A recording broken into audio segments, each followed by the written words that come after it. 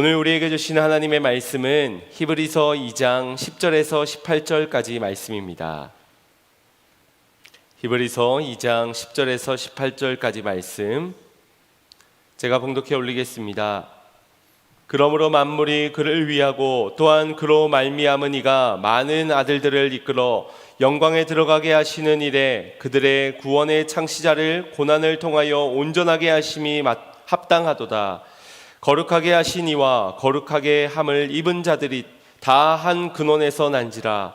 그러므로 형제라 부르시기를 부끄러워하지 아니하시고 이르시되 내가 주의 이름을 내 형제들에게 선포하고 내가 주를 교회 중에서 찬송하리라 하셨으며 또다시 내가 그를 의지하리라 하시고 또다시 볼지어다 나와 및 하나님께서 내게 주신 자녀라 하셨으니 자녀들은 혈과 육에 속하였음에 그도 또한 같은 모양으로 혈과 육을 함께 지니심은 죽음을 통하여 죽음의 세력을 잡은 자 곧 마귀를 멸하시며 또 죽기를 무서워함으로 한평생 매여 종노릇 하는 모든 자들을 놓아주려 하심이니 이는 확실히 천사들을 붙들어 주려 하심이 아니요 오직 아브라함의 자손들을 붙들어 주려 하심이라. 그러므로 그가 범사의 형제들과 같이 되심이 마땅하도다. 이는 하나님의 일에 자비하고 신실한 대제사장이 되어 백성의 죄를 속량하려 하심이라. 그가 시험을 받아 고난을 당하셨은즉 시험 받는 자들을 능히 도우실 수 있느니라.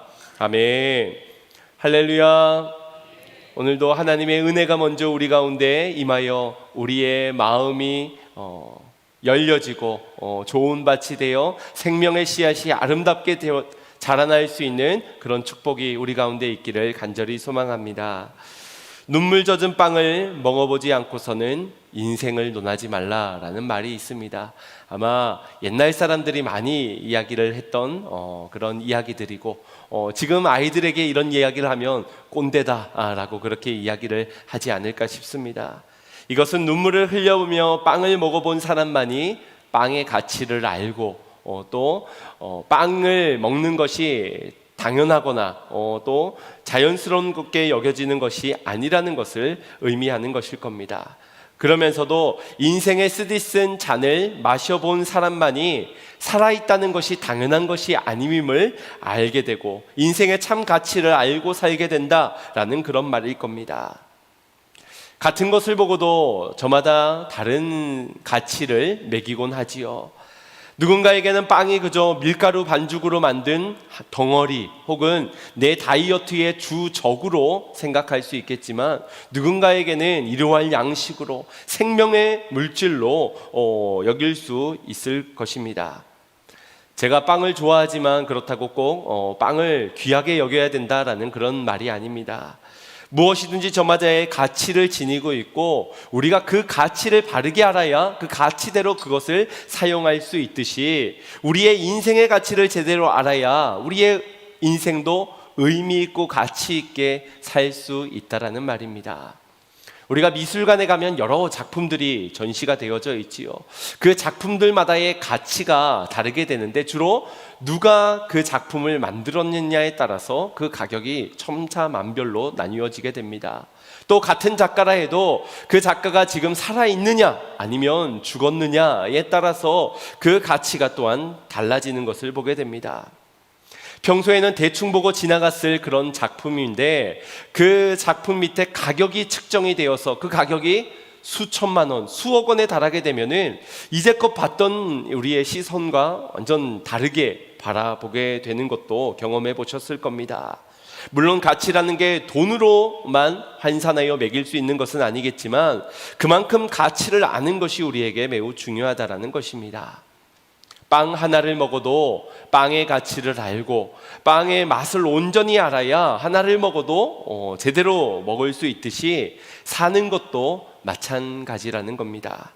사니까 그냥 사는 것이다, 죽지 못해 사는 것이다가 아니라 삶의 가치, 삶의 진정한 맛을 알아야 우리가 제대로 의미 있게 살아갈 수 있다는 겁니다. 그냥 사는 인생과 맛을 알고 살아가는 인생이 같을 순 없는 것이지요. 물론 인생의 단맛만 느끼고 싶은 분들이 대부분일 겁니다. 그러나 짠맛도 쓴맛도 매운맛도 알아야 비로소 그 단맛이 어떤 단맛인지를 알 수가 있고, 그래야 인생의 가치들을 제대로 알 수가 있는 것입니다. 더러는 인생이 재미없고 무의미하게 느껴지는 분들도 계실 겁니다. 그런 인생의 맛은 대부분 육체적인 맛으로만 판단했기 때문에 그러할 경우가 많습니다. 육체적으로 조금 더 새롭고 조금 더 풍요롭고 조금 더 자극적인 맛들을 원하지만 이것들이 채워지지 않다 보니 인생에 더 이상 재미가 없고 흥미가 없고 무의미하다고까지 여겨지는 겁니다. 그런데 만약 그런 상태에서 육체적 고난이 더해진다고 생각해 보십시오. 육체의 맛만을 원하고 있는데 그때 쓰디쓴 맛이 느껴지는 고난이 다가온다고 생각해 보십시오.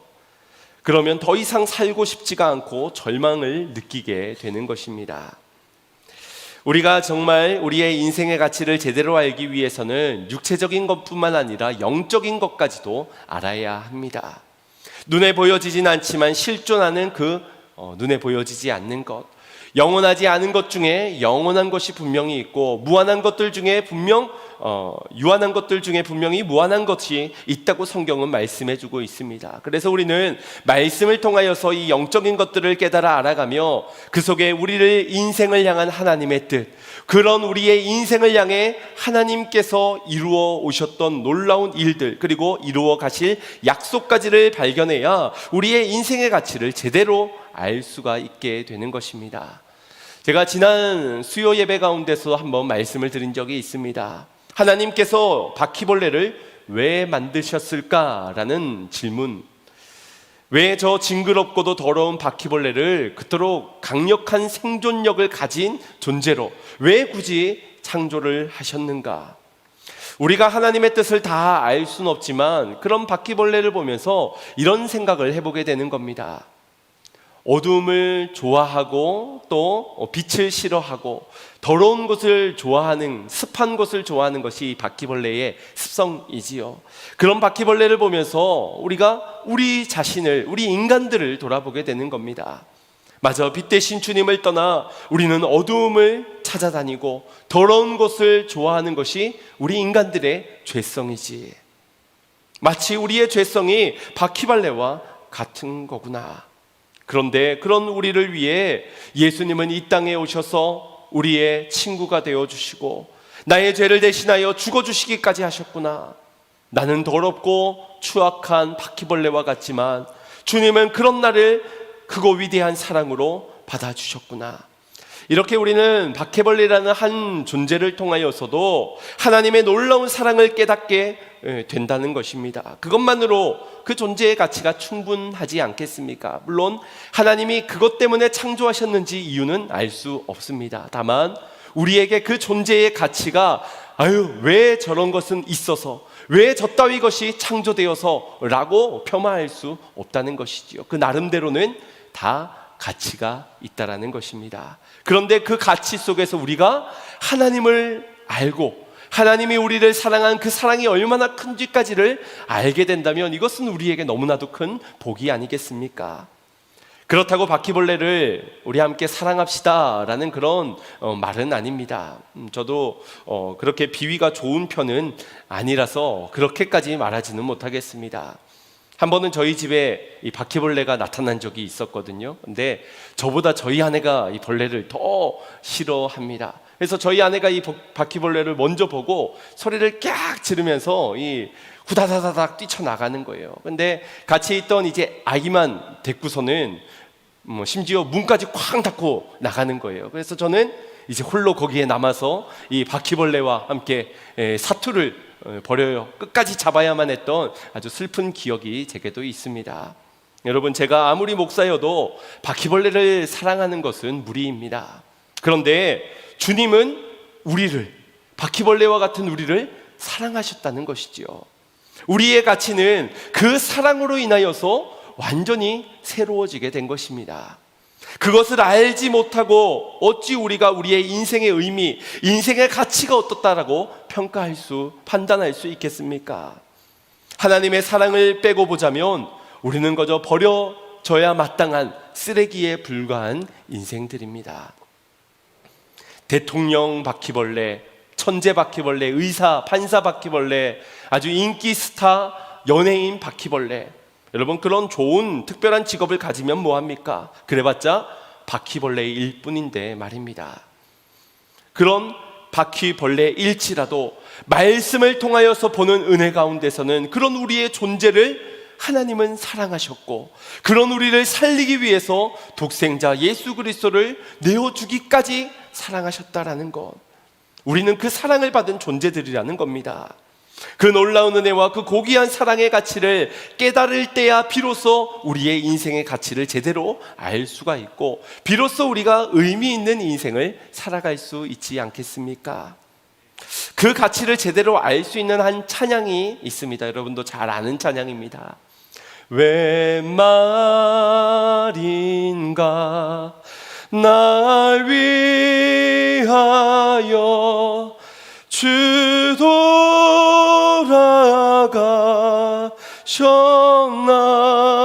돌아가셨나. 이벌레 같은 날 위해 은혜 받으셨나. 내 지은 죄 다 지시고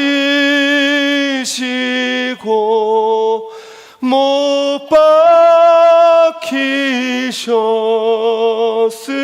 박히셨으니 웬일인가 웬은혜인가 그 사랑 크셔라. 함께 찬양합시다.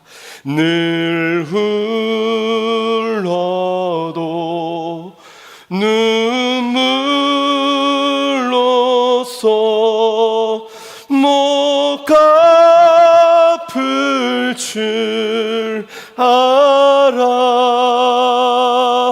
몸 밖에 드릴 것 없어 이 몸 바칩니다.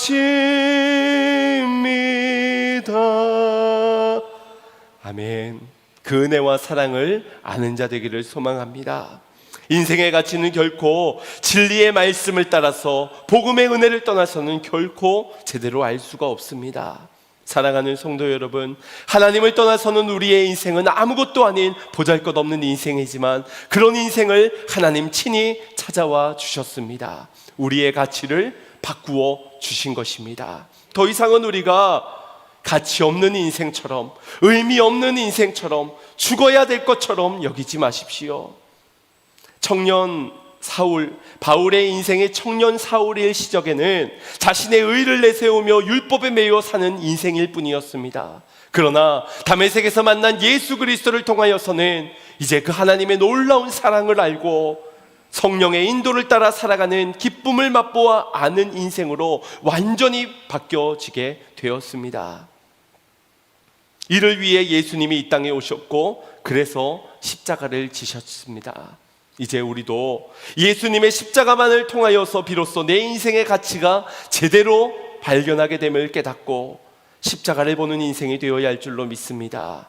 십자가를 통하여서만이 인생의 분명한 해답이 얻게 되고, 그 십자가를 통해서만이 우리의 가치 있고 의미 있는 인생을 살아갈 수 있게 됨을 믿습니다.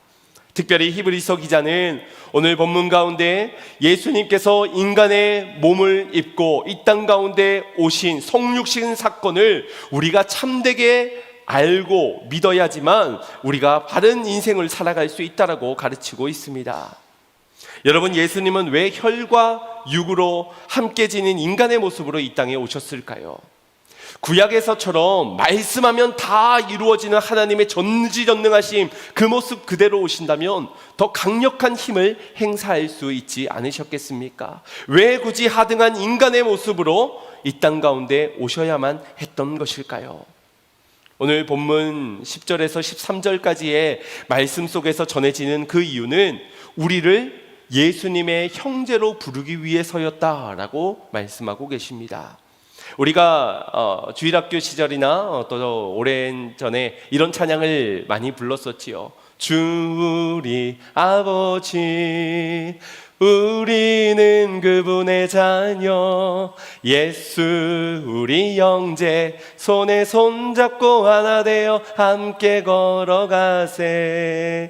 여기에 찬양의 가사처럼 우리 그리스도인들, 주님의 부름받은 성도들은 하나님의 자녀라는 칭함을 얻게 되었고 예수님으로는 형제라는 칭함을 받는 은혜를 입게 되었습니다. 여러분, 예수님이 우리의 형제라고 하는 것이 조금은 어색하게 느껴질 수 있습니다. 왜냐하면 이 형제라고 했을 때 우리 여성분들에게는 예수님이 큰오빠가 되는 것이고 우리 남성분들에게는 큰형님이 되는 것이기 때문에 이 감히 이렇게 불러도 되나 싶은 어떤 외람되게 느껴지기도 할 것입니다.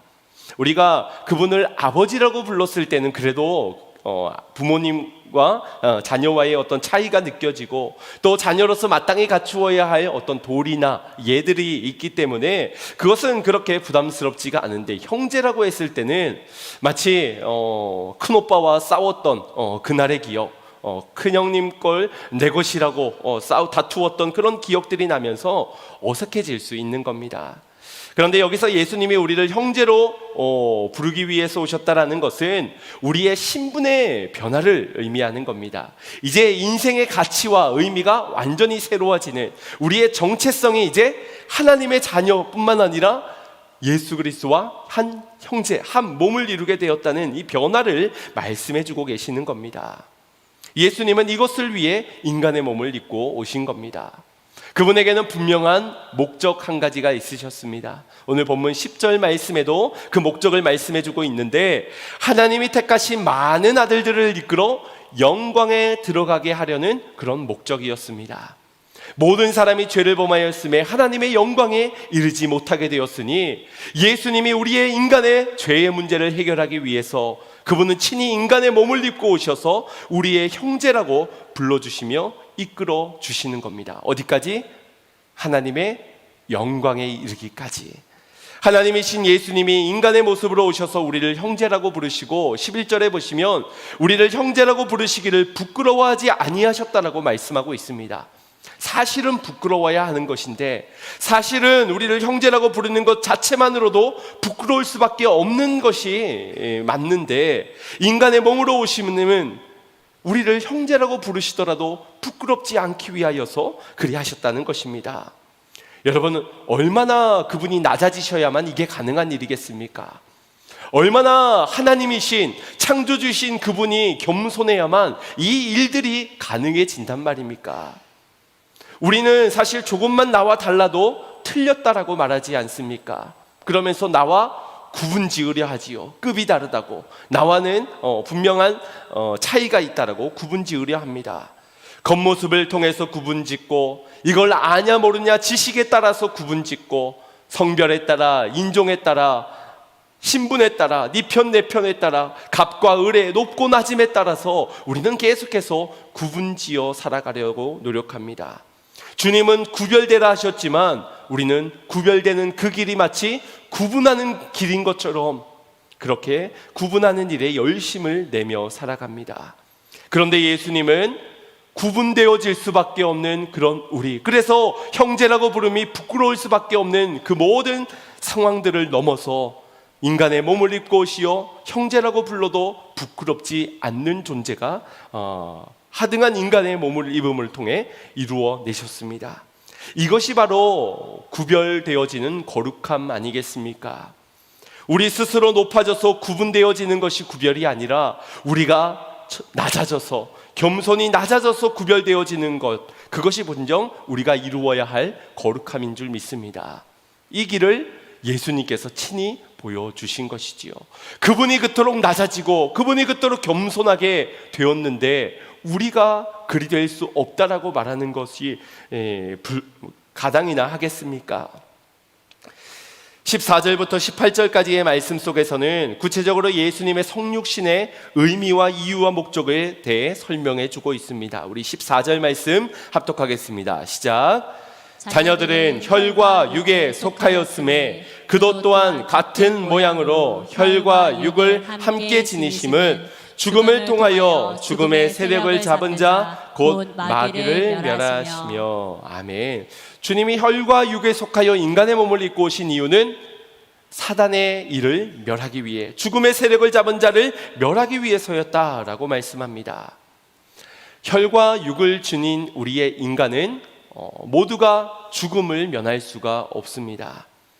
어떤 모양으로든 결국 죽게 되는데, 시간이 지나 늙어서 죽든 병에 걸려 죽든 사고로 죽든 결국엔 모든 인간은 예외 없이 죽음을 맞이하게 됩니다. 그런데 예수님은 하나님의 아들, 신 아니십니까? 그런 그분은 죽음과는 상관없는 그런 분이십니다. 그런데 그분이 죽으셔야 하기에 혈과 육을 지닌 인간으로 오신 것입니다. 그분의 죽음의 과정을 복음서에서 우리가 자세히 살펴볼 수가 있지요. 그분은 하나님이시니까, 그분은 신이니까 죽음도 두렵지 않았겠지. 아니요. 그분이 이 죽음 앞에서의 고통을 겟세마네 동산에서 또 그 십자가에 달려셨을 때 그분의 외침을 통하여 우리는 알 수 있지 않습니까? 주여, 이 잔을 내게서 옮겨 주옵소서. 이 땀이 핏방울이 되도록 그분은 애통하게 기도하셨습니다. 또 십자가 위에서는 엘리 엘리 라마 사박다니, 하나님, 나의 하나님, 어찌 나를 버리시나이까, 그토록 간절하게 이 고통을 피해보고자 부르셨던 그분은 완전한 인간이셨습니다. 그리고 그분은 죽으신 지 사흘 만에 부활하셨지요. 육체로 부활하신 예수님은 제자들에게 여러 차례 나타나셨고, 영으로 찾아오신 줄 착각한 제자들은 두려운 마음이 있었지만 예수님은 친히 그들과 식사를 함께 대하시며 완전한 육체로 부활하게 된 것임을 보여주셨습니다. 예수님께서 무덤에 머물렀던 사흘 동안 행하셨던 일이 베드로전서 3장 18절 19절에 이렇게 기록되어져 있습니다. 합독하겠습니다.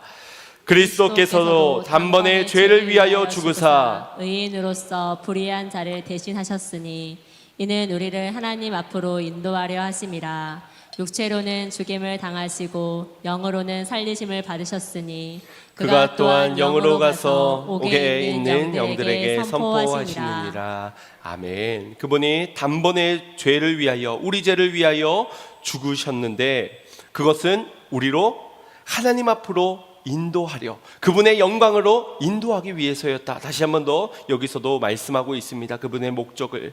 그러면서 그분이 육으로는 죽음을 당하였지만 영으로는 살리심을 받아서 그분의 영이 지옥에 가서 영들에게 선포를 하신 것입니다. 그러니 예수님은 죽으심과 그리고 무덤 속에 계심과 그리고 부활하는 이 모든 과정들을 통하여서 죽음의 세력을 잡은 자, 마귀의 일을 멸하셨던 것입니다. 우리로 하여금 진정한 죽음의 공포로서 떠나가게 하신 것입니다. 그래서 예수님의 성육신을 통하여서는 우리가 이 죽음의 문제, 해결할 수 없는 고난의 문제를 완벽하게 해결해 주신 것입니다. 죽음과 고난의 문제는 우리가 하나님 앞에서 범죄함으로, 불순종함으로 그 죄에 대한 결과로 낳게 된 것이 바로 죽음과 고난입니다. 그 결과로 인해 우리는 지금 전 세계가 공포에 떠는 전염병도 아직까지 시달리고 있고, 또 세계 곳곳에서 기상이변과 또 자연재해들을 경험하고 있지요. 또 여전히 전쟁과 기근의 소식들이 들려오면서 우리는 그 가운데 고난과 죽음에 대한 두려움을 모두가 갖고 있을 겁니다. 아무리 인류 문명이 이처럼 발전하고 최첨단 과학 기술들이 나왔다 해도 인류가 당면한 죽음의 문제와 고난의 문제만큼은 조금도 해결되지 않았다는 것입니다. 이것은 우리 인간의 죄의 문제의 결과이기 때문입니다. 그러나 히브리서 기자는 예수 그리스도께서 이 문제를 해결하기 위해 인간의 몸을 입고 이 땅에 오셨다라고 선포하고 있습니다. 우리 15절부터 17절까지의 말씀을 함께 보겠습니다. 시작. 또 죽기를 무서워함으로 평생에 매여 종노릇하는 모든 자들을 놓아주려 하심이니 이는 확실히 천사들을 붙들어 주려 하심이 아니요 오직 아브라함의 자손을 붙들어 주려 하심이라. 그러므로 그가 범사의 형제들과 같이 되심이 마땅하도다. 이는 하나님의 일을 자비하고 신실한 대제사장이 되어 백성의 죄를 속량하려 하심이니라. 아멘. 죽기를 무서워함으로 한평생 우리가 종에 매여 사망 권세에 매여서 살아가는 우리를 놓아주기 위해 주님이 이 땅에 오셨다라는 것입니다. 그러면서 우리의 신실한 대제사장이 되어 백성의 죄를 속량해 주신 것이 예수님의 사역이시지요. 이로 인해 우리의 모든 죽음의 문제는 해결함을 받게 되었습니다. 사단은 지금도 우리를 향하여서 공격합니다. 너 죽을 거라고, 너도 죽게 될 것이라고, 너 그렇게 하다가는 죽게 될 거야, 내가 너 죽이고 말 거야. 그렇게 계속해서 우리의 두려움을 심겨줄 때 우리의 마음에 또 어떤 마음이 듭니까? 아, 이러다 죽겠구나, 알고 죽겠네, 알고 죽겠네, 못 살겠네, 죽겠네, 이런 말들을 하지 않습니까? 다 사단에 심겨주는 그 두려움을 매여 있기 때문입니다. 하지만 믿는 자들은 더 이상 죽음의 공포에 시달리지 않을 수 있게 되었습니다. 그건 죽게 될 일이 우리에게는 없기 때문이 아니라 우리가 죽더라도 부활의 첫 열매 되신 예수 그리스도와 함께 부활에 이르게 되게 될 것이기 때문입니다. 또 죽음의 문제만이 아니라 고난의 문제도 해결해 주셨으니 본문 18절 말씀에 이렇게 말씀해 주고 있습니다. 합독합니다. 그가 시험을 받아 고난을 당하셨은즉 시험 받은 자들을 능히 도우실 수 있느니라. 아멘. 결국 이 땅을 살아가면서 우리가 고난을 당하는 것은 시험 때문일진데, 이 시험에는 사단이 주는 시험이 있고 하나님이 주는 시험이 있습니다. 사단이 주는 시험의 목적은 우리를 멸망으로 무너뜨리려 함에 있고 죽이려 하는 데 있고, 그러나 하나님의 시험은 우리로 테스트하고 훈련케 하여서 더욱더 장성한 믿음의 분량에까지 이르게 온전한 거룩함을 이루어가기 위하여서 우리를 시험하십니다. 그런데 우리가 이 고난, 이 시험을 모두가 피하기를 원할 것입니다. 그래서 어떻게 하면 고난받지 않을 수 있을까, 고난을 당하더라도 어떻게 하면 빨리 피할 수 있을까만을 고민할 겁니다. 그러나 하나님의 방법은 달랐습니다. 고난받는 백성들과 그 고난을 함께 당하시는 그 길을 선택하신 것입니다. 그 고난을 함께 당하시면서도 주님은 끝까지 인내하시고 인간의 몸을 입고 있어서 우리와 똑같은 고통 속에서도 그분은 끝까지 순종의 길을 걸어가시면서 이 길이 생명의 길이요, 이 금이 진리의 길이요, 우리가 살 수 있는 길이라는 것을 고난을 통과하시면서 보여주신 것입니다. 성육신하신 예수님께서 말입니다. 그래서 예수님은 모든 사단의 시험을 말씀으로 이겨내시고 하나님이 주시는 연단의 시험에서는 인내하고 오래 참는 모습으로 그 길에 순종하며 나아가셨습니다. 우리와 같은 인간의 몸으로 고초를 당하시고 죽음을 경험하셨기 때문에 죽음과 고난 앞에 한없이 연약해지는 우리를 그 누구보다도 주님이 잘 이해하시는 것입니다. 눈물 젖은 빵을 주님이 아시기에 우리의 아픔을 공감하시고 우리의 아픔을 또한 가장 잘 위로할 수 있는 줄 믿습니다. 고난을 겪지 않는 사람이 고난을 겪은 사람에게 무슨 위로와 말을 전한들 과연 그것이 위로가 되겠습니까? 위로와 권면도 잘 해야지만 그게 상처의 약이 되는 것이지, 함부로 아무리 좋은 것이라고 해도 함부로 한다면 그것은 오히려 독이 될 수 있습니다. 적절한 약을 써야지. 이 입안에 혓바늘이 났는데 거기에다가 빨간 약을 바르면 어떻게 되겠습니까? 죽어나는 것이지요. 한번 생각해 보십시오.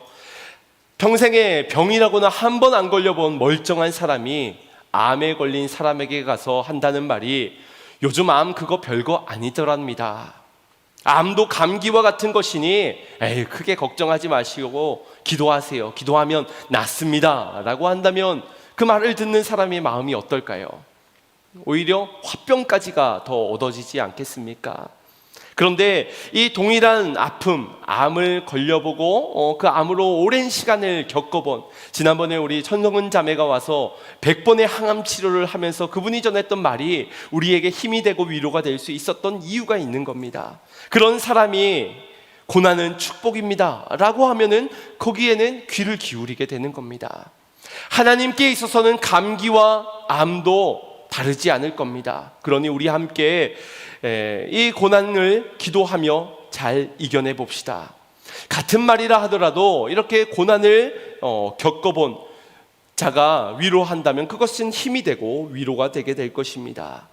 이처럼 같은 처지의 고난을 겪어본 사람과 머리로만 고난을 아는 사람과는 분명한 차이가 있게 되는데, 예수님은 우리의 아픔을 공감하시고 우리의 진정한 위로자가 되기 위해 우리보다 더한 그 고통을 당하셨다라는 것입니다.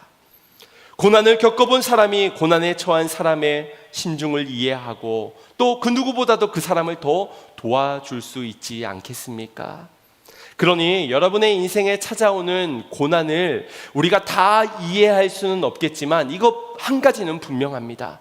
여러분이 그 고난을 지난 후에 여러분은 누군가에게 위로를 전할 수 있는 자가 되게 될 것이라는 겁니다. 이걸 놓치지 마십시오. 하나님은 그 고난을 통해 여러분을 자라나게 하시고 그 고난의 흔적을 통해 여러분을 위로자로 사용하실 것입니다. 그런데 이 사명을 놓쳐버린다면 그저 고통스러운 것, 고난에만 매여서 죽겠네 밖에 나오지가 않을 것이지요. 오늘 예수님께서 우리의 고통을 아시기 위해 우리의 고난 중에 함께 하시기 위해서 그리 하셨던 것처럼 우리도 그 길을 걸어가야 할 줄로 믿습니다. 마태복음 8장 17절 말씀 합독하겠습니다. 시작. 이는 선지자 이사야를 통하여 하신 말씀에 우리의 연약한 것을 친히 담당하시고 병을 짊어지셨도다 함을 이루려 하심이더라. 아멘. 우리의 연약한 것을 친히 담당하신 주님, 병을 짊어지신 예수님, 그 예수님이 우리의 고난을 아시고 우리의 아픔도 아시고 우리를 위로하고자 하십니다. 만약 예수님이 우리의 인간과 다른 존재로 오셨다면 그분은 배고프지도 않으셨을 것이고 목마르지도 않으셨을 것이며 칼과 창에 찔리더라도 전혀 고통받지 않으셨을 것입니다. 그러나 그분은 인간의 몸으로 오셨습니다. 모든 아픔을 몸소 우리와 똑같이 겪으셨습니다. 빌립보서 2장 6절 8절에 말씀하시지요. 그는 근본 하나님의 본체시나 하나님과 동등됨을 취할 것으로 여기지 아니하시고 오히려 자기를 비워 종의 형체를 가지사 사람들과 같이 되셨고 사람의 모양으로 나타내사 자기를 낮추시고 죽기까지 복종하셨습니다. 십자가에서 죽으심으로 말미암아서 말입니다. 인간의 몸으로 오셨기에 우리와 같은 살과 피를 가지셨고 그래서 그 살과 피를 찢어 우리에게 나누어 주실 수 있으셨습니다. 그분이 만약 우리와 같은 몸으로 오시지 않았다면 우리는 이 죽음의 두려움, 고난의 두려움을 결코 이겨낼 수 없었을 것입니다.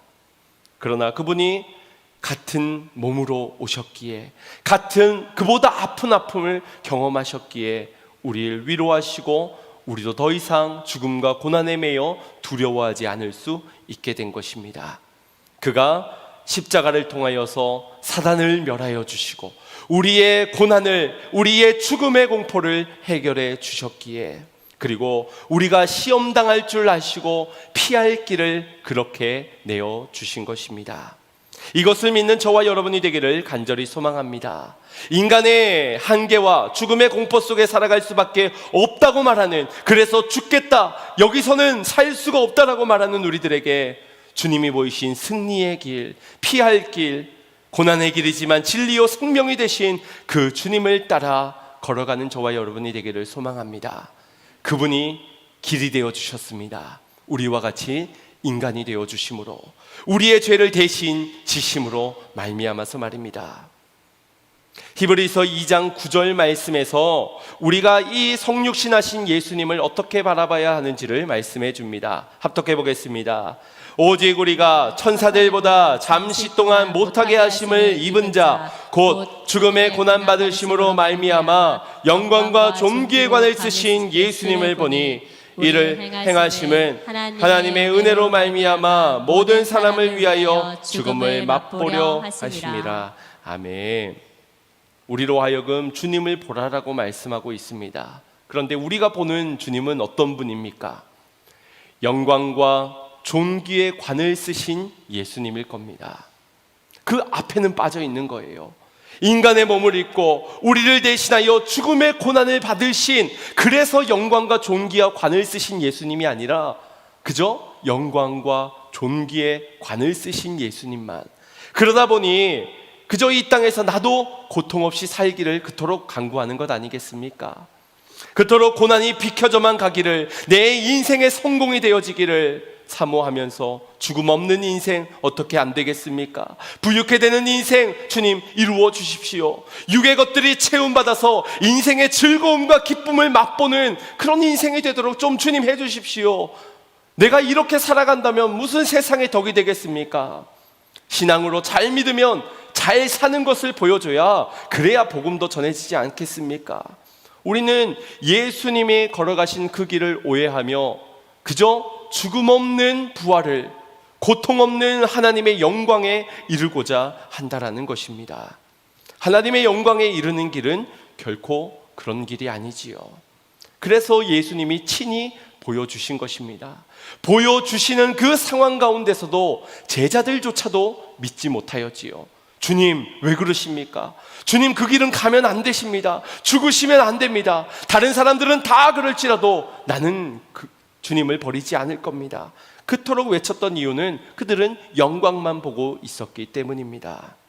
사랑하는 성도 여러분, 예수님을 바라보실 때에 그분의 인간의 몸을 입고 오심을, 그리고 우리보다 더한 고통을 겪으심을, 그리고 그분도 죽으셨지만 그러나 사망 권세를 이기시고 부활하셨음을 바라보시길 바랍니다.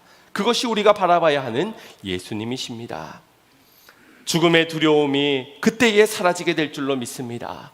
고난의 두려움도 진정 이 예수님을 바라볼 때에 사라질 줄로 믿습니다. 시험이 오나 겁없을 수 있는 것은 시험을 당하신 그분께서 우리의 시험을 도우시는 분임을 믿을 때 가능한 것입니다.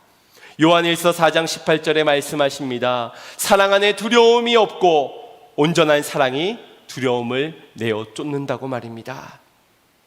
예수님이 사단의 일을 멸하시고 죽음의 두려움과 우리가 당할 고난과 시험을 도우시기 위해 인간의 몸을 입고 이 땅 가운데 우리의 인생 한가운데로 찾아와 주셨습니다. 그 낮아지심의 사랑, 그 목숨까지 내어주시는 그 극진하신 사랑, 그 사랑 안에 거하는 성도님들이 되시기를 간절히 소망합니다. 그 사랑의 끈은 끊을 자가 없을 것입니다. 다윗이 시편 23편에 고백하였지요. 주는 나의 목자시니 내가 부족함이 없다라고. 3절에 4절에 보면은 그가 내가 사망의 음침한 골짜기를 다닐지라도 해를 두려워하지 않는 것은 주께서 나와 함께 하심이니라. 부족함이 없는 것과 두려움이 없는 것은 다른 것입니다. 부족함이 없는 것은 다 채워졌기 때문에 더 이상 무언가가 필요 없다는 것인데, 두려움이라는 것은 우리가 다 가져도 두려울 수 있습니다. 왜냐하면 죄의 문제는 해결되지 않았기 때문입니다. 고난의 고통의 문제는 해결되지 않았기 때문입니다. 그런데 그 죽음과 그 고난을 주께서 나와 함께 하시며 지나가겠다 하십니다. 이겨낼 수 있는 것입니다. 부족함 없는 우리의 인생뿐만 아니라 두려움도 없는 인생, 바로 주의 사랑으로 인하여 함께 하심으로 인하여 우리가 누리게 된 큰 복인 줄로 믿습니다. 이제 우리가 진정한 그리스도 되신 예수님께서 이 땅 가운데 오시어서 행하신 그 놀라운 일들로 인해 새로워진 우리의 인생의 가치, 이제 우리가 의미 있는 그 삶대로 주님의 뒤를 따라 주님과 함께 동행하며 하나님의 영광에까지 나아가기를 소망합니다. 두려움을 넘어 소망을 향해, 죽음과 고통을 넘어 하나님의 영광을 향해 믿음으로 나아가는 우리 양문의 모든 성도님들이 되시기를 주님의 이름으로 축원드립니다. 우리 주신 말씀 생각하시면서 찬양이 조금 어려울 수 있습니다. 그러나 가사를 묵상하시면서 함께 나의 인생에 찾아와 나의 삶의 가치와 나의 의미를 바꾸어 주신 그 주님, 나의 모든 것을 새롭게 하여 주신 그 주님, 그 주님만 바라보며 인생을 살아가겠습니다. 결단하기를 소망해 봅니다. 당신은 시간을 뚫고, 당신은 시간을 뚫고 이 땅 가운데 오셨네. 우리 없는 하늘 원치 않아 우리 삶에 오셨네. 당신의 평안 버리고 우리에게 평안 주셨네. 가장 낮은 자의 모습으로 우리 삶에 오셨네. 다시 한번 더 당신은 시간을 뚫고 당신은 시간을 뚫고 이 땅 가운데 오셨네. 우리 없는 하늘 원치 않아 우리 삶에 오셨네. 자신의 평안 버리고 우리에게 평안 주셨네. 우리 낮은 자의 모습으로 우리 삶에 오셨네. 하나님 우리와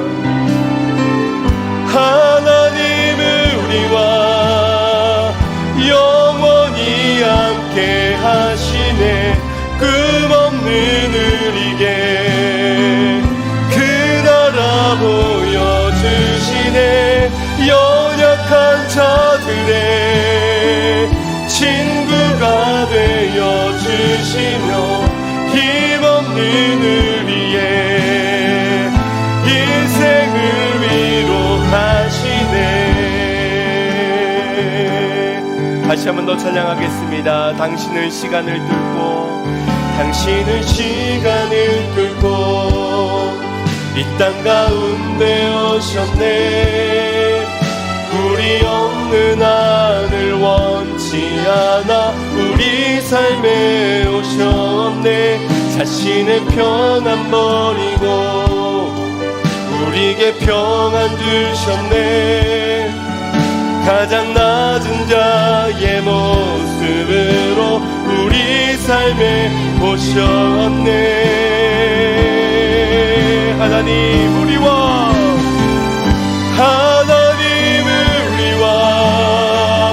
영원히 함께 하시네. 꿈없는 우리에게 인생 보여주시네. 연약한 자들의 친구가 되어주시고 힘없는 우리의 인생을 위 하나님 우리와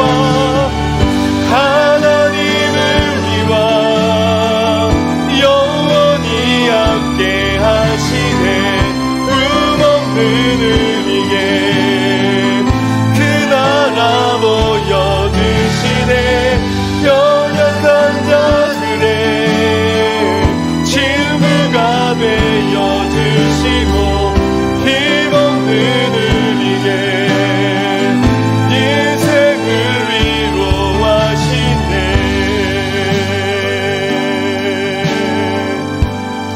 예수 이곳에 예수 이곳에 우리와 함께 영원히 예수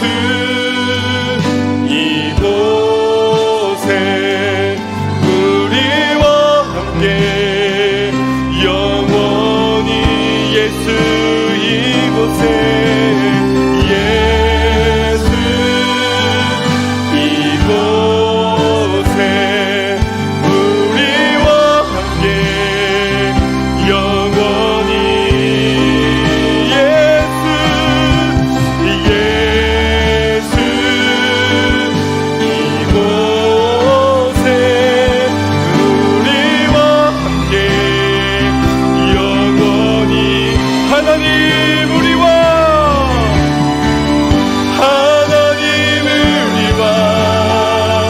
영원히 함께 하시네. 꿈없는 우리에게 그 나라 보여주시네. 연약한 자들의 친구가 되어주시고 힘없는 우리의 인생을 위로하시네.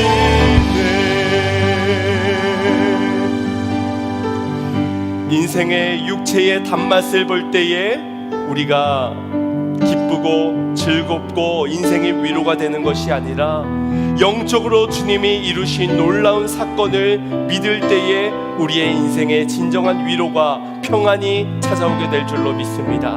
우리 나를 위해 하늘 영광 버리시고 인간의 몸을 입고 벌레와 같은 우리를 사랑하시며 벌레와 같은 우리를 위하여 죽으신 그 주님, 부활하신 그 주님을 믿기를 원합니다. 우리를 대신하여 그 고난, 더한 고난을 당하시면서까지 우리를 위로하고자, 형제들을 위로하고자 하셨던 주님, 내가 시험 당함 속에서도 시험을 이길 수 있도록 힘주시는 그 주님이 나의 인생의 진정한 위로자가 되십니다. 아버님의 고난과 죽음의 고통 속에서 이 땅을 살아가면서 아버지 하나님을 바라볼 수 있는 인생 되게 하시고, 나를 위해 오신 예수 그리스도를 바라봄으로 우리의 인생의 가치를 참되게 알고 의미 있는 인생을 살아가겠노라고 우리 이 시간 주여 한번 부르짖고 결단하며 기도하겠습니다. 주여,